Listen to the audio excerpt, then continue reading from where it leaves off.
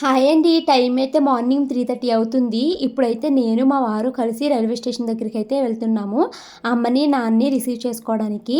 అమ్మ, నాన్న మా ఇంటికి ఇప్పుడు ఎందుకొస్తున్నారు అంటే, ఈరోజు నైట్ నేను ముంబై వెళ్తున్నానండి. పిల్లలిద్దరిని అమ్మ దగ్గర వదిలేసి, నేను, మా వారు ముంబై వెళ్తున్నాము.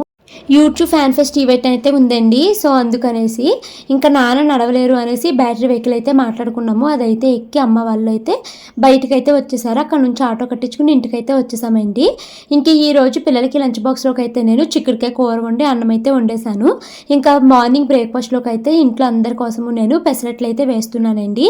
పెసరట్లు అయితే ఏంటో ఈరోజు ఒక్కడు కూడా ఎరగకుండా చాలా బాగా అయితే వచ్చేసినాయి.